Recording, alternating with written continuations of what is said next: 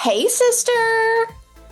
Hey, sister. Sorry, I just took a sip of your coffee. Little bit of my afternoon coffee for the cold that's outside in Christmas season.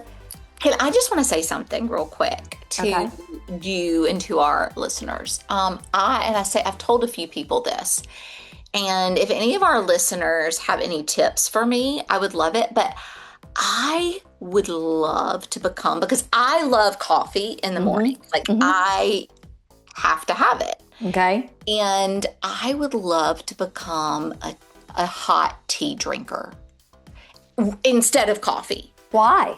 I don't know. I just feel like first of all, I feel like it's good for you. Like, there are benefits to drinking hot tea. And I think that for example, when I go to work functions, like where we have to go to conferences and stuff, and they have the thing set up for the coffee and the tea, and I see people like throughout the day, like going to make their tea, I just think, oh my gosh, they're so I just feel like they're like above, a little like notch above or something. I don't know. I actually started drinking tea so I could learn to drink coffee, but I fix my tea the same way, like hot tea. I put the same amount of sugars and the same amount of creamer in it. But I feel like it still just tastes like, to me, it tastes like water. Like coffee, to me, once you put, for me, I'm like, you have to put cream and sugar in it, and it's like this creamy, I feel like it's not just water. I don't know what to do to make tea not feel like I'm just drinking hot water with cream and sugar in it. Maybe use an extra tea bag. But I think this conversation is a great segue to revisit our movie from last week, since we were talking about you think tea's like a step up on the society. I do. Like, British people drink tea. Like, if you watch a show with British people. Yeah, they're drinking. I had high tea when I was in London. They constantly are like, do you want me to put on a pot of tea, love? Yeah. Like, all the time. And that's why Winthorpe's butler did it. And then Billy Ray Valentine's butler. What did you think? Any other thoughts after we finished Trading Places? Yeah, I've thought about it a lot, just like how hysterical it was. And that I'm so glad. I'm actually so glad. Normally I am always, my joy of doing our podcast is like sharing it with others so that they'll maybe go relive those memories. But I've never seen it. And I'm so glad that it was one of our Christmas picks, because it was hilarious. It was. It's one of my favorites. It was actually the first one we kicked off the season with in my house, because we had to get it recorded for the podcast. But it's just a great movie.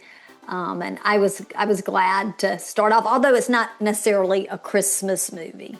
Although it kind of makes you raise your eyebrows some. It is a quintessential 80s movie. Yeah, it is. It made me feel very nostalgic for the 80s. I felt very nostalgic this whole Christmas season for like old time Christmases. Yeah. So maybe that was why. Maybe that's what got me started thinking about it.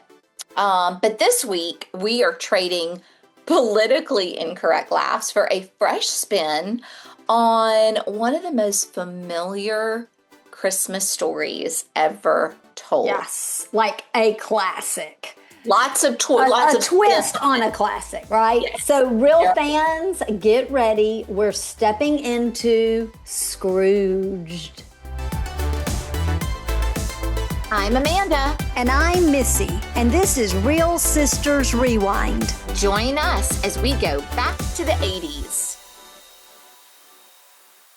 Hey, real fans, welcome back to Real Sisters Rewind, back to the 80s. We're two sisters who love movies and love taking you back to the ones that defined a decade.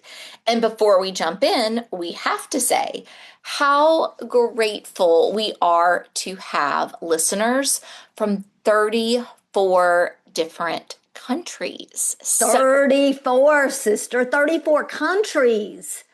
That's amazing. I know. And I did a little research of my own, and we have listeners in 44 out of 50 states. And the only states we're missing are New Mexico, Wyoming, Arkansas. We've got family in Arkansas from Christmas. We've got friends in Arkansas. We got to reach out to them. West Virginia, New Hampshire, and Maine. So if you're a real fan who listens and you know someone in any of those states, I'll say them again: New Mexico, which we have family there too, Yeah. Wyoming, Arkansas, West Virginia, New Hampshire, and Maine, send them the link to this podcast. And if you do, here's a twist, Amanda, in the story. If Great. one of our listeners sends a screenshot to hello@realsisters.com, realsistersrewind.com, where they have shared this podcast with someone from one of those states, we're going to send them a Real Sister sticker. I love Okay, it. good. Good. That's precious. That's a great idea. It's interesting. I wonder what people in other countries, if the people in other countries are listening to this episode, well, really trading spaces too, not spaces, trading places, trading spaces, trading places, celebrate Christmas and what their Christmas traditions are in their country. Yeah. Okay, so along with if you share that link with someone in another state, as always, if you will give us a 5-star rating and a review, a positive review, please. Any negative reviews, you can just like email us directly. We'll just email that to us directly and we will take that feedback into consideration.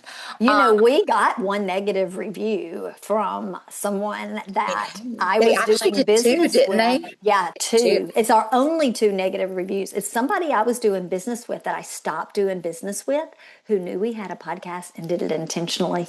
Just saying. They were trying to sabotage the Real Sisters. Don't sabotage the Real Sisters. Back up, buddy. Back up. So anyway, if you will rate us with a 5-star rating and write us a positive review, take a screenshot, take a picture, and email it to us at realsistersrewind.com, and we will take care of the rest. Yeah, it's hello@realsistersrewind.com. Thank you. All right, real fans, let's rewind to 1988 and step into Scrooged.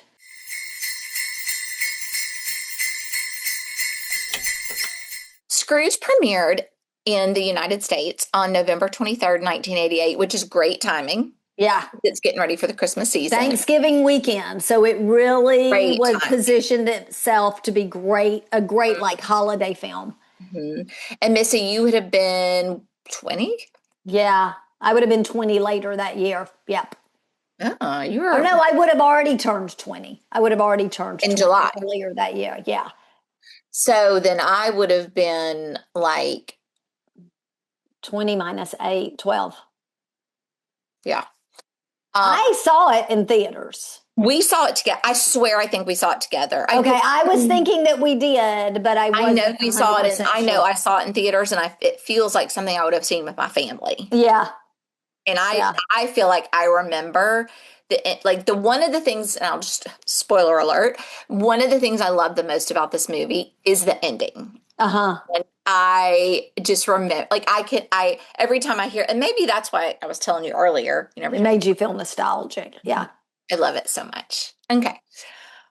All right. So we both think we saw it in theaters, probably together. I wish we could remember if it maybe even with cousins, since it was Thanksgiving weekend, right? Maybe. Yeah. I wish we could remember if it was like Broadacres or the mall, but I feel like at that time it probably would have been, I feel like we were getting more of going into the Broadacres. Yeah, I think so too. Than the mall. Yeah, I agree. Because it would have been the old mall at that time, and we weren't going there as much. The new mall wasn't built yet. No, I know it. That's why I'm saying we were gravitating to Broadway. Oh, yeah. I feel like more movies were happening. Yeah. Yes. Well, let's move into our pop culture spotlight. And that week, the number one song in the U.S. was Bad Medicine by Bon Jovi. It had just hit the top of the Billboard Hot 100. I see your hands in the air. You're celebrating that.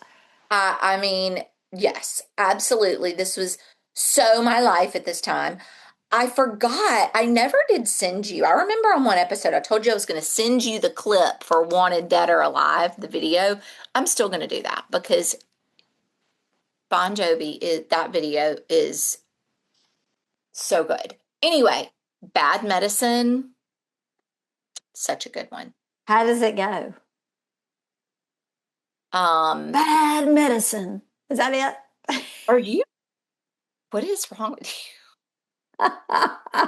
No, do you really not know the song? Not off the top of my head. Bad medicine is what I need. Whoa, shake it Oh up. It's no, my like goodness. bad medicine.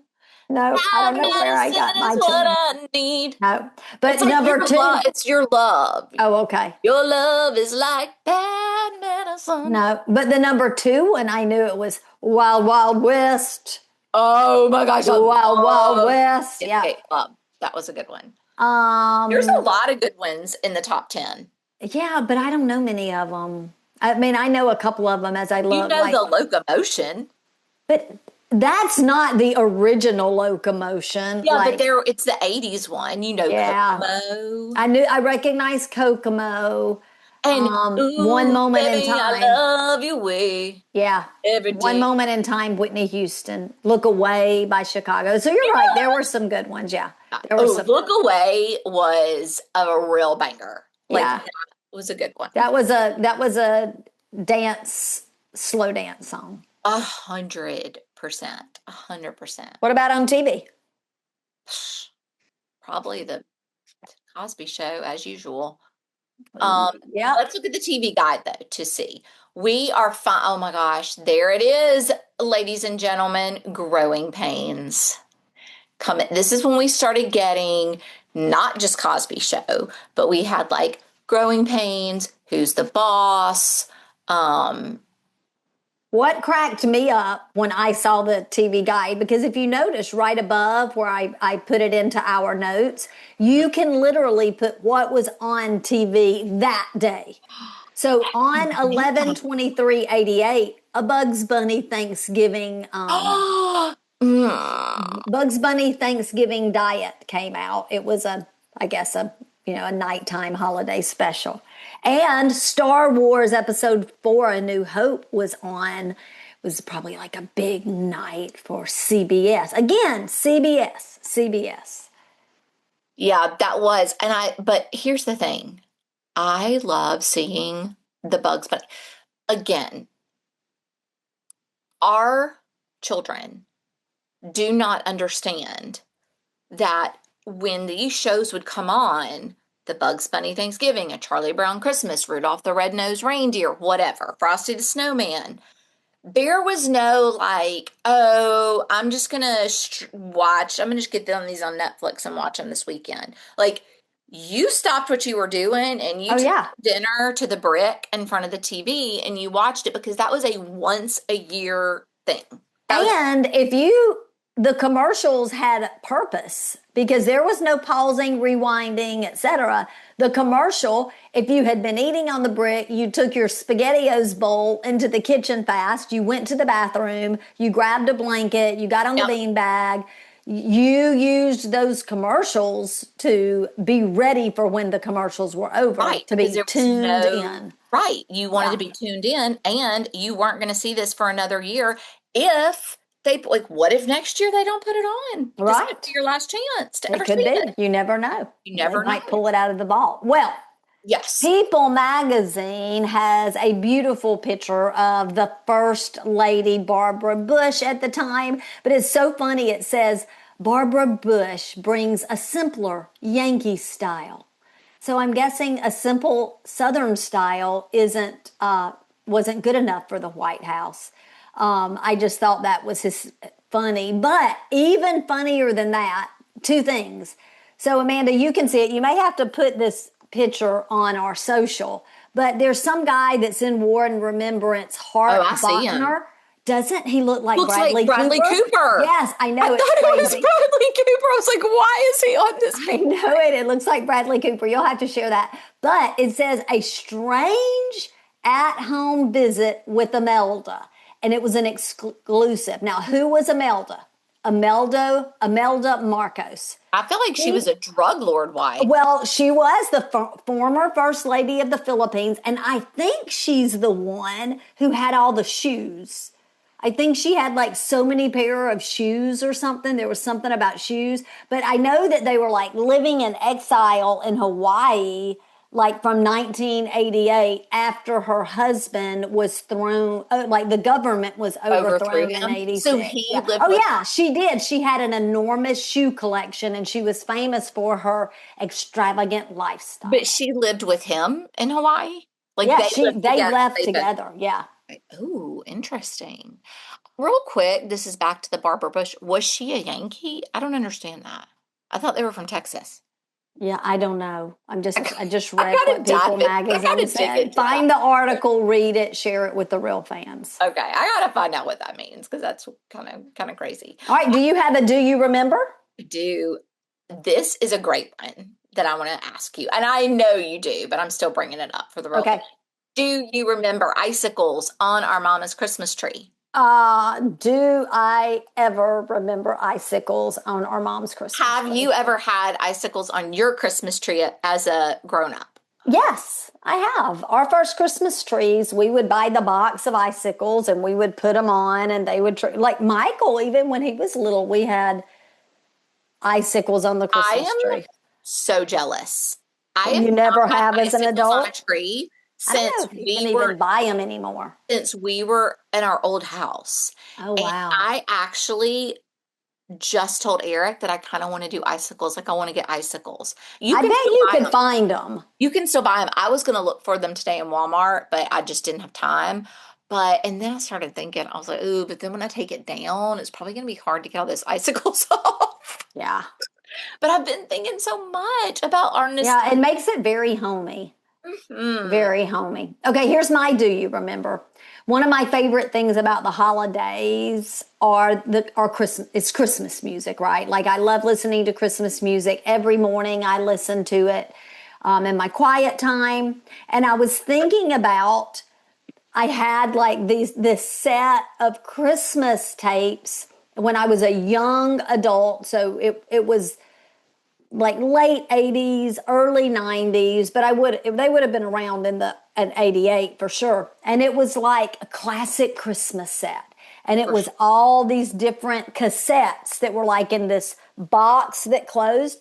Hmm? And I remember putting it in once and playing and it like and so do you remember when you would have to get the perfectly sized pencil or eraser and put Nope. it into your cassette if it had gotten pulled out and reel it back in, Uh, hoping for the best hoping for the and best? hoping that it didn't, as you were reeling it, or if it got pulled out, didn't get like Oh yeah. around. Because that could be a disaster. That could be game over. It could be game over, but it makes me think like taking it back a decade to the 8 tracks of the 70s. There was no way to reel that ribbon back in. So I Oh. guess they had made progress. And then from the cassettes, of course, we went to compact discs. So their reeling was over. So that reminds me too of that just talking about those like Christmas sets that Mm-hmm. every year, um, around Christmas time, Right? artists would put out often a Christmas album because you would go buy their Christmas set or their Christmas album, their Uh, Christmas. We don't do well, that let's anymore. talk about something else that I just remembered saying this. Alabama's Christmas. Oh my gosh. It the best Christmas album probably ever made. It'll make you cry. Oh, this'll hair the The Christmas Christmas bear. bear Oh my gosh. in the Tender Christmas. Tennessee Christmas. Oh my goodness.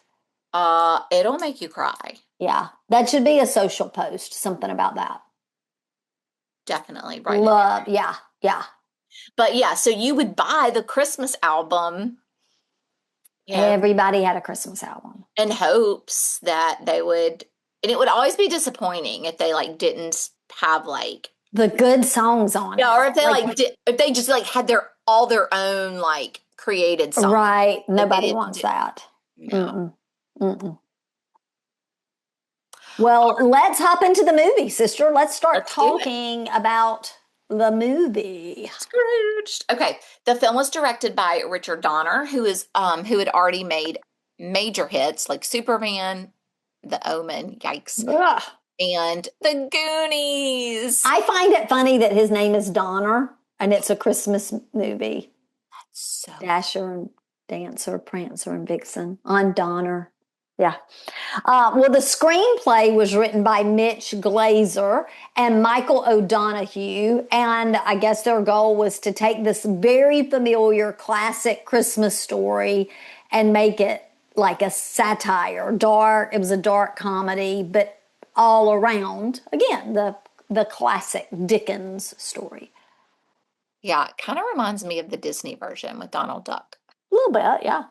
It's the same kind of idea. Yeah. It stars Bill Murray as Frank Cross, the hard-edged TV exec at the center of the story, and Scrooge marked Bill Murray's return to film after a 4-year break following Ghostbusters. Yeah.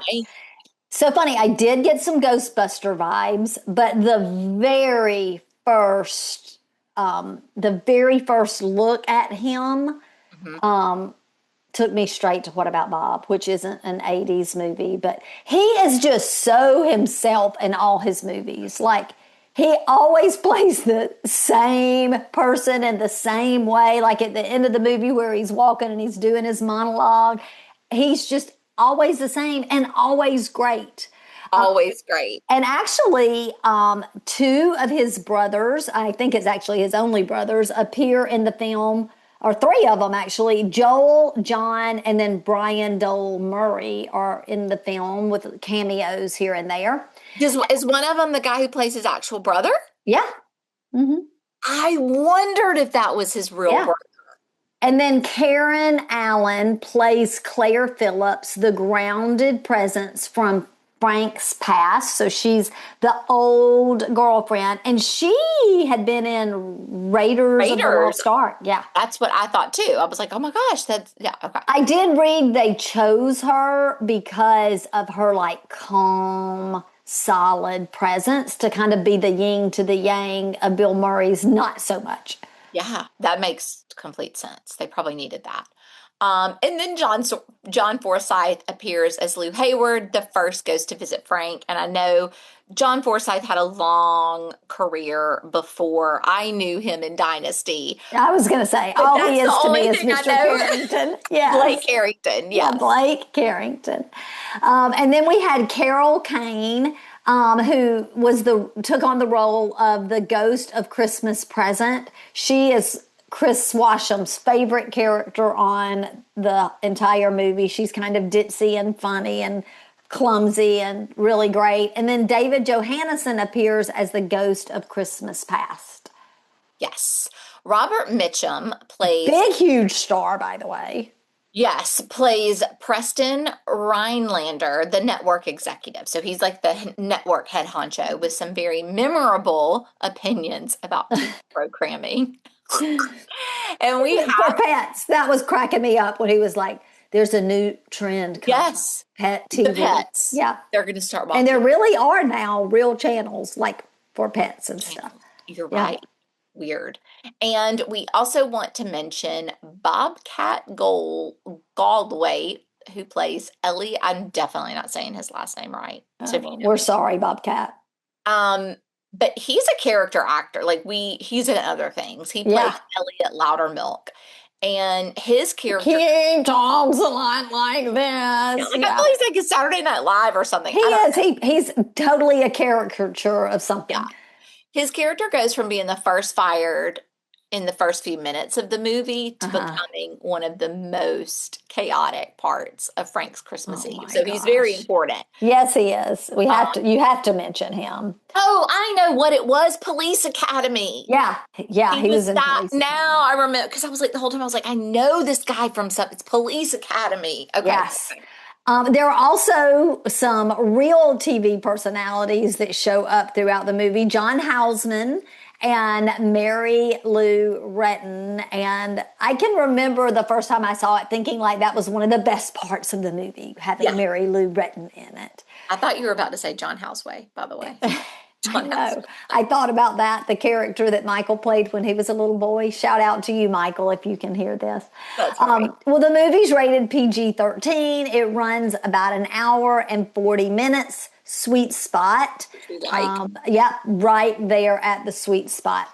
It was made on a budget of $32 million dollars and earned about 100 million worldwide. Not Not bad. too shabby, not too shabby. It did receive an Academy Award nomination for Best Makeup, and that's Yes. because of those incredible, elaborate ghost designs and all those practical Which I effects. think were great. John Forsythe was so good. Oh my gosh, it freaked me out. It was very good. It reminded me of something you would see in Thriller, the video. Yes, it did me too. It was And at very one point, I was like, I wonder if they've gotten a lamb leg or something and they're using that when he was pulling his arm apart. It reminded me of when I'm deboning chicken for chicken salad.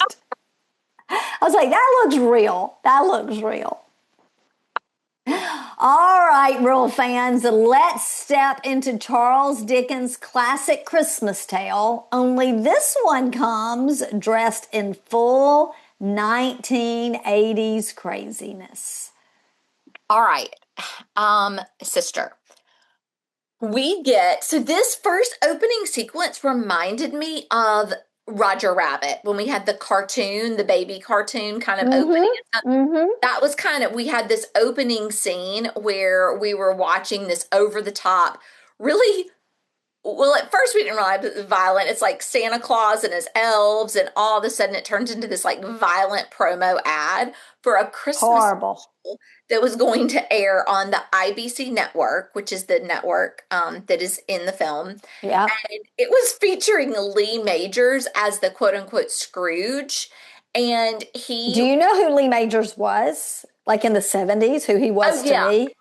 he was I know, a very famous. He was the $1 million man. Yes, that's who right. was in Somebody love with says, the bionic woman. Yeah, somebody said they mentioned the $1 million man, but he like busts in, there's machine guns. It's like Santa's village is under siege. Yeah. And so it is very crazy and violent. But then Well, can I just say something before we go to then as we oh, segue? yeah. Is that now there really are violent Christmas movies like that discussed. I know when I was watching it, I was like, this was probably really like shocking people. Yeah. Because it talks about the old lady that like has a heart attack from watching Yeah. it. And I was like, but now this would just be like no biggie. Right. You're exactly right. One other thing I want to say before we move on from Lee Majors is that in third grade, Wade Phillips, still in Hattiesburg, he was one of my best friends. We were friends all the way through high school. He's a cutie. He was such a cutie.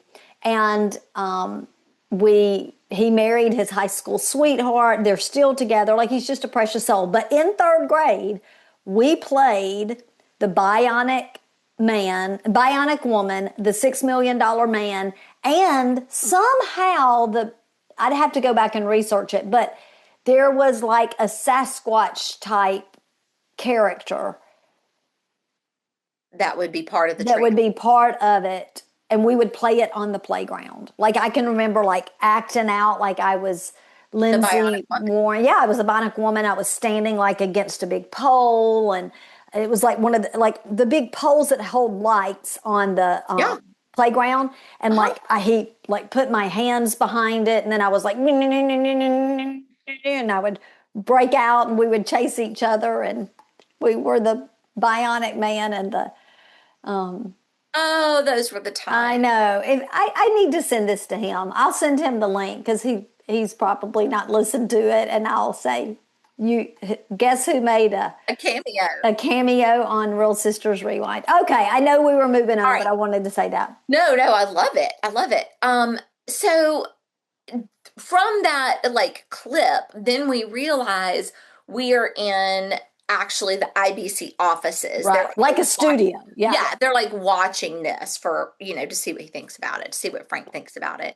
And then this is where we find out through just a series of events happening in the office that Frank, Bill Murray, is really a cruel, selfish, cold-hearted executive. Horrible person. At IBC.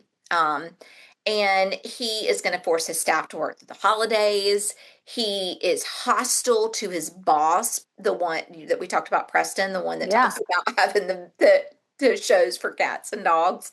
And he even fires Elliot Loudermilk. He's the guy that we said was from Police Academy. Right. And he fires him on Christmas Eve because of a disagreement they have. Well, And he has to because this is following Dickens' classic. well, right. No, I know. Somebody has to be fired, Ebenezer. It's Elliot, and it's Yeah. Christmas Eve, and he's devastated, and you already feel so sorry for him. And then we see a cut to Elliot like trying to call his wife, like he's like practicing what he's I going to know.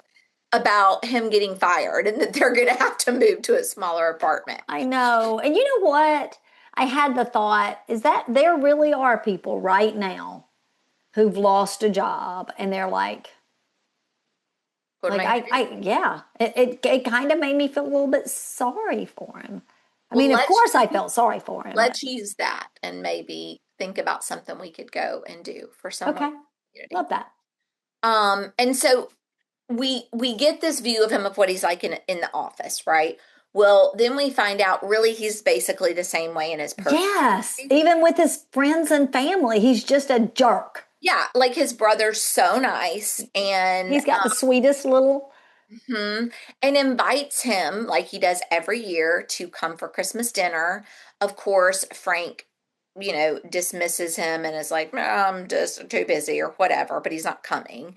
And he's even though Grace, his assistant, this is somebody in the office, there's still a little bit more of a relationship there because they work very closely. And she is so amazing. I love her. She's such an amazing actress. We should have mentioned her in the beginning. Alfre Woodard. I was going to say it's Alfre Woodard, and she is amazing. And she is going through the Christmas list with him at one point and trying to help him work through that. And he's still just like so cold-hearted. We'll talk a little bit more about that in a minute. But what we know about Grace is that her young son, her little boy, Calvin, doesn't talk. He hasn't spoken since he witnessed his father's death. It was heartbreaking. Yes. And so, like I said, he's going through his list of gifts with her. And there's a few people he's sending nice things to, like a VHS. Yeah. It's a VHS or a towel. Right. And FYI, he gave his brother a towel. And they're like IBC towels because Grace, we see it later. And it'd be like me sending you an Impactful Messages towel. I know. And she said, what about my bonus? And he's like, it's the towel. And so So Grace is kind of like fudging that list a little bit because she's like, you're sending a towel to your brother. Okay. So in this moment, he's in the middle of planning a multi-million-dollar adaptation of A Christmas Carol. That's going to be live. Right. It's going to be live. And this is going back to, like I said earlier, that he was going to make his employees work over Christmas because since it's live, people were going to have to be on set on Christmas Eve, Christmas Day, whatever. So, and it is pretty clever because real people in the movie are living out a Christmas story and then they're acting out a Christmas story. There's probably some kind of fancy word for that. Miles could probably tell us. Oh yeah, there for sure. It actually is I love it. I love a clever. Really clever. Me too. Clever. So he has decided he's going to exploit the story for maximum ratings and profit, which you said, great idea. I mean, in theory. Right. And he's so excited about it, even though he's going to have these people working on Christmas Eve. And one of the big parts that's going to make it such a hit is that he talks about that Mary Lou Retton is going to be Tiny Tim, which I thought was hilarious. She is tiny. Such an 80s. It is such a 80s twist. Icon. Yeah. He was going to have her tumbling her way to not needing those crutches. Yeah. So they've had these big meetings. We know what's going on. So then that night he's in his office and he's visited by his former mentor and network owner. So somebody he had looked up to all these years. Lou Hayward, played, as we said, by the great John Forsythe. Except he's not like knocking on the door, hey, let's Merry No. Christmas. He is a decaying corpse, and he came to warn Frank to change his ways. And he told him that three ghosts were going to come visit him on Christmas Eve, and that Frank better change his ways or he's going to have a similar doom and he's going to look like that corpse. And of course, what does Frank do? Uh, Blows him off. Yeah, dismisses it and just like, oh my gosh, I'm working too hard. Like it was a hallucination. But he does, because I always forget about this part when I'm watching it, is when towards the end of his like time with Lou, he ends up on the balcony and Lou like pushes him back and he's Yeah. falling and he like wakes up like it was Yeah. a dream, like it was a And, real yeah. And when he wakes up, he's like all shook and scared to death. scared to death.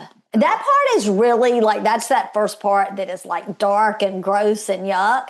And just as something I'll insert before you kind of take back over going through the scene by scene is that I read that Bill Murray said he wished that the film had been a little lighter and more playful because it was such tension and it was dark. Yeah. But the story is dark. I mean, I think yeah, I mean, it is. Yeah, that's true. It is. It was even in the classic. In the classic. So he's so shaken up when he wakes up, he immediately just dials Claire because he's just so scared, who is his former girlfriend, and is like, oh my gosh, I know I haven't talked to you in 15 years. Please call me back. This is an emergency. Karen Allen. And he has to leave her a message. Mm-hmm. So he knows, I don't know if I should say he knows. He's been told the ghosts are going to visit him, right? And so he is kind of like on the watch for it. He has a little bit of a freak out. He goes to lunch with the executive, what's his name? Not Lou, but the one who's alive right now, the one who does the cat talk. Yeah, I can't think of his Preston. name. Preston. Yeah.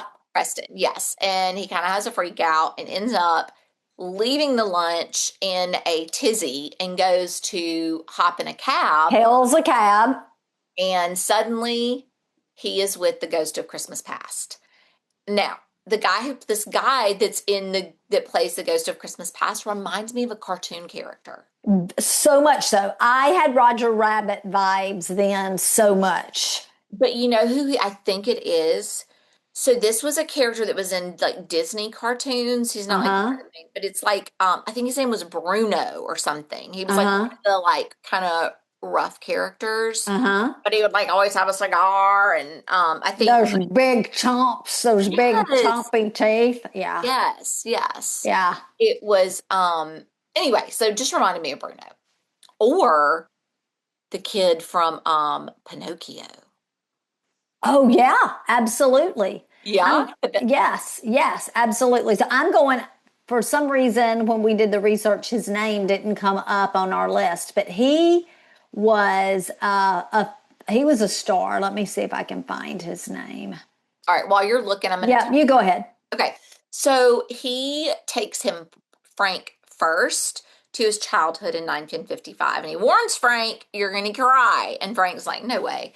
Well, Frank sees himself on Christmas Eve sitting in the front of the TV by himself. His mom's pregnant, smoking a cigarette, doing a crossword puzzle. And the dad comes home. His dad comes home. His dad's really rough and not loving, and he's got on an apron that's got blood on it. So you can tell he's a butcher. He throws down a 5-pound like package of veal for his Chris. Like Frank's like, "Oh, is it a choo-choo, Daddy? That's what I asked for Santa for." And he's like, "No, it's a 5-pound pack of veal or something." Yeah. And then just goes and like sleeps on the couch. And then the mom is like, "Well, I'm going to go out for a while," and leaves him. And his mom turns to him and it was like, "Frankie Angel, Merry Christmas." And he says, "Merry Christmas, Mama." And it's just very sweet. And of course, Frank cries. Yeah. But of course, he gets to like this memory of sort of an unhappy, lonely, very like low class sort of Yeah. environment for Christmas. So back, if I can jump in, we did actually mention David Johannesson at the very Oh yeah. beginning. But as I was in my mind, it's like it should be like somebody like Andrew Dice Clay or something. Like that's what I was thinking, like that it was somebody like that. But it More wasn't. known. Yeah, but he actually died this year, David Johannesson. Oh no. Yeah. So there you go. Like Rest in peace. rest in peace. Rest in peace. So then he takes him to his 1968 young adulthood, and this is where we see his meeting with Claire. Sweet Claire. They are so sweet, and she's warm and Kind. kind Yeah, and caring, and their romance just blossoms, it does. and it's really, really sweet. But he then takes him to 1971. And Frank at this point has become a workaholic. His ambition has gotten the best of him. Yes. And he doesn't even realize that he's hurting her feelings. Like he doesn't even realize it until he's watching it Right. from afar. Well, how often in life is that true? Like we might be in the middle of something, just doing our thing, and we don't realize till later Yeah. that we hurt someone's feelings, like I hurt your feelings. When you unforgettable. When you were helping me with my Morgan and I asked you to move the swing, Just move it. I put a blame it on my hormones. Absolutely. It was But he chose the career over love. he did. And he actually chose a dinner over his planned date with Claire. And Yeah. ultimately leads to their breakup. Yeah, she's like, enough. Good Yeah. for her to have more self-respect than Yeah. that. But when he comes back into present day, that him seeing that motivated him enough to Yeah. go to Claire's work at Operation Outreach and say, and he was all like loving and snuggling and like things can be different. And I, really into it. But as soon as like real life entered, like the volunteers came up and needed her, and he was like, no, don't just fire them. We don't have time to deal with it. Just come with me. And she was like, I can't do that. And that sort of like drove him away, and she went to go take care of her business. And, because now she's the responsible one. yeah. I will tell you that was a real New York Mission homeless center. And they used some of the homeless people. They weren't necessarily extras. They were real homeless people, and they gave them a check for that. So I thought that was cool. Oh, I love that. I love that. So then he gets visited by the ghost of Christmas Present. This is your Carol favorite, Kane. Carol Kane. And she's in a beautiful Glinda type princess dress, and you think she's like a little pixie. Yeah, like and you think she's gonna be like so sweet and perfect, and she's just like so silly and like, yeah, just silly. Clumsy and silly, not like you think she's gonna be at all. Right. And in fact, she accidentally injured Bill Murray in one of the actually it was the one where she was pulling on his lip, and she pulled on it, like pulling him so hard that he had to have medical attention. I bet he was not happy about that. Yeah. They probably made his lip bleed. But anyway, so she is the ghost of Christmas Present, going to show him the reality of what is happening now. And this is where he gets to see Grace's home. And he watches through the now, as a reminder, Grace is his assistant with the son who hasn't spoken since he witnessed his father's death. And he doesn't really pay any attention to what, like Grace has probably told him some of these things in passing through conversation, and he would never know because he doesn't listen. He's just worried about work. Right. So he sees Grace's family and their hardships. They live in poverty, basically. Yeah. And it's a big family living in this little apartment, but so loving and so happy and just like full of love and joy, even though they don't have material things. And he sees that, but he also sees that Calvin doesn't talk. And that's really sad, and finds out that he hasn't talked because he witnessed his father's death, which is really sad. I do leadership development training. And when I saw that, I thought that speaks right to what I teach. Like every leader should know their employees, their teams, family, things that are going on. And he didn't have a clue. He didn't have a clue and didn't care to. Yeah. He didn't even know his own brother really at this point. Right. True. And that's when we go to his brother's home, and it's his brother and his wife and some friends, and they're having a festive They've dinner. got their little Christmas sweaters on, and they're so they're like drinking wine. everyday middle class and Yeah, they're like having precious. champagne or something, Yeah. and opening some gifts, and he opens the gift from his brother, Oh. and it is a VCR, which is really cool. Yeah. But He had ordered a towel for his he brother, as ordered we a said at towel. the beginning. Grace fixed it so that Sweet Grace. VCR. But what was sweet, there was a couple things. One is that James talks about the gift he got for his brother, which was a picture that he got made just for him and signed it. And it was a really sweet gift, even though it wasn't something that cost a lot of money. It was very Right. sentimental and meant a lot. The other thing that was really sweet about this was when they kind of start dogging his brother, and like he never comes to Christmas. He always turns you down. His brother is like, they're like, when are you going to say enough's enough? He's like, never. Like, he's my brother. I know. Like he's my brother no matter what. And I was just like, that is so precious. So when the ghost of Christmas present is done with their visits, she abandons him Yep. in a utility space under a sidewalk. It's kind of like if you can imagine walking, if you've ever been in a big city, New York, even in New Orleans, they've got those grates, but really in New York, because of the subway, Right. there's something going on down there. But anyway, he's like down underneath the sidewalk, and it's very cold. Like you can tell Yes. dark and cold And scary. and scary. And there's a homeless man that he had callously Yeah. He ignored him earlier. He calls him it's Herman, and he's holding a pocket watch, Mm-hmm. and he's frozen to death. Like he's blue Yeah. and got icicles, Yeah. and he's frozen, and it freaks him out. And he's like, I got to get out of here. Yeah. So he sees a door, and he's trying to bust through and he finally busts through, and he ends up on the set of Yeah. A Christmas Carol. Yeah.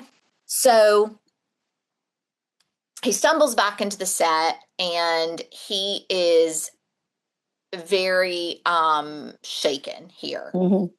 Well, he goes up to his office, and we also find out about this time that Elliot, the guy that he fired, is also very upset coming back to the set. And very upset. about Like postal, crazy upset. that's exactly what I thought of. Yeah. And he returns to the building, and his intention is to kill Frank. Well, about this time, Frank is going on the elevator to go up to his office. And when he gets up to his office, the ghost of Christmas future comes to visit him before Elliot can get to him. So he is scary, so scary. He's very scary. He's like the Grim Reaper. He Yes. is got the dark head thing, cloak and hood. Ghost of Christmas Future is always scary. It's always so scary. Yeah. So he, it's really scary. He like reaches through the TVs. Yes. And he takes him to show Frank his very bleak future. Mm. Calvin, Grace's little boy that couldn't speak, has been put in an institution. I don't know why that's just cheering me up. And it's just sad. And it's just because I think it is such a reminder, like the way you treat people and the choices you make every day. It matters. Have consequences. Yes, it matters. You just don't know. So you should always make the choice to be kind. Yeah.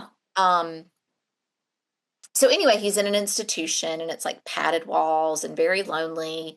And then Claire has become this very like cold, rigid, selfish person, and kind of like how Frank was advising her she needs to be to Yeah. survive in this world. But when he sees her like that, it's just this very like, oh my gosh, that's Slap in the face almost. right. Like that's not the one I Right. love. Like that's not Claire. Yeah. And then finally he sees someone, he's like in this place, like funeral place where they cremate people. Right.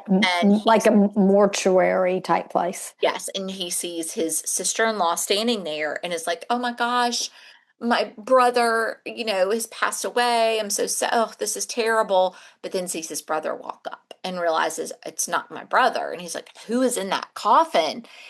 And then he realizes it's him being engulfed in the flames. And he's like trying to pull the coffin back and like, "Don't do it." He's terrified. And Yes. that jolts him awake.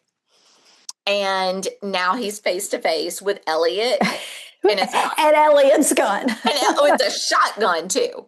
So Elliot is gone bananas, and he is really about to try to kill Frank. And so But Frank's changed now. 100%.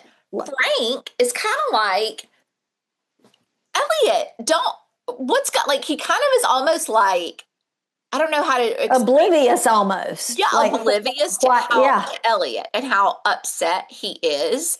But he does hire Elliot back. With a significant raise, by the way. A significant raise, and hopes to he's just kind of like throwing out goodwill. But at this time, sister, the production is going on. Yes, the production because in the it's studio live. is happening. It's Christmas Eve. Is happening live, but Frank goes ahead and just walks on to the middle of the production while it's filming live, and kind of like Tootsie when the soap opera. It made me think of that. I didn't think of that. When he had his took off his wig and all that. Well, this is all happening live, and he walks in onto the set, and he actually has Elliot helping him because Elliot goes to the production control room with his shotgun. He's holding them hostage so that they will keep they don't stop the production monologue, which most of that monologue had to be it was ad lib. Yeah, 100% for sure. Yeah. So he gets to go ahead and interrupt the broadcast of A Christmas Carol, and he delivers a very heartfelt, ad-libbed, rambling speech to the audience and crew about the true meaning of Christmas. In only a way that Bill Murray can do it. Oh my gosh. So it's Bill Murray playing Bill Murray. Yeah, absolutely. And the importance of giving and getting involved in each other's lives, and which is an important lesson in Christmas, but real fans, just aside from the movie, when you talk about the reason for Christmas, the reason of the season is Jesus, just throwing it out there. Absolutely. Absolutely. He apologizes to Grace and James on the air. So Grace, his assistant, and James, his brother, on air. And they're all watching. And he says to James, because he was there watching them play a game, and he told James the right what the answer should have been. And they're like, how did he know that? Know that? I love that. Yeah, it was clever. Yeah. And so Claire is watching from the what's it called? The shelter. The homeless shelter. Homeless shelter, and is moved to rush the studio. And he gives a shout out to Claire. Yeah, he does. And she rushes to the studio, and couldn't have been too far away because she got there pretty quick. Real quick. Oh yeah. Well, you know who picked her up in the cab? It was the ghost of Christmas past. Yeah. Got her there real quick. He probably used a little sprinkle magic to get a little magic. And she reconciles with Frank.